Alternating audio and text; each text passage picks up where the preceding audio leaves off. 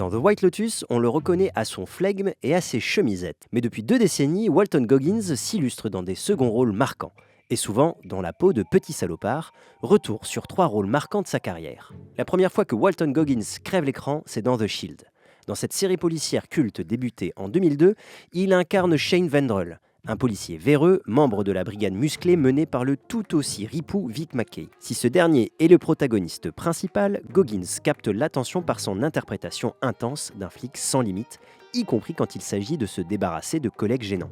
Un personnage inoubliable, à mi-chemin entre anti-héros et vrai méchant. I'm so sorry, man. Si The Hateful Eight n'est pas forcément le film le plus apprécié de Quentin Tarantino, Walton Goggins y livre toutefois l'une de ses performances les plus marquantes, qui marque sa carrière d'éternel second rôle. Sous le chapeau du shérif Mannix, il est le seul personnage à peu près honnête de ce huis clos. En tout cas, il le joue de manière extatique et naïve, ce qui le rend presque sympathique au milieu de ces 7 autres salopards. Abraham Lincoln, the President of the United States? Yes.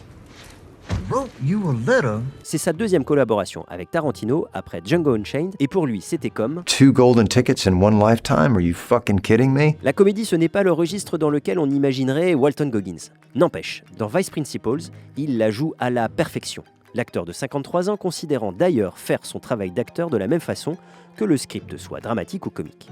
Et dans le rôle d'un proviseur adjoint de lycée d'une petite ville du sud des États-Unis, il met son visage malléable et inquiétant au service d'une méchanceté crasse, déguisée dans un personnage obséquieux aux tenues improbables. I still think you're a fucking dipshit. I think you're a fucking dipshit too. You're a fucking dummy. Ses passes d'armes avec son collègue joué par Danny McBride font le sel de ce show passé un peu inaperçu, mais qui révèle le génie comique de cet acteur discret mais marquant. Et vous, quels sont les rôles de Walton Goggins qui vous ont marqué? Dites-le nous en commentaire.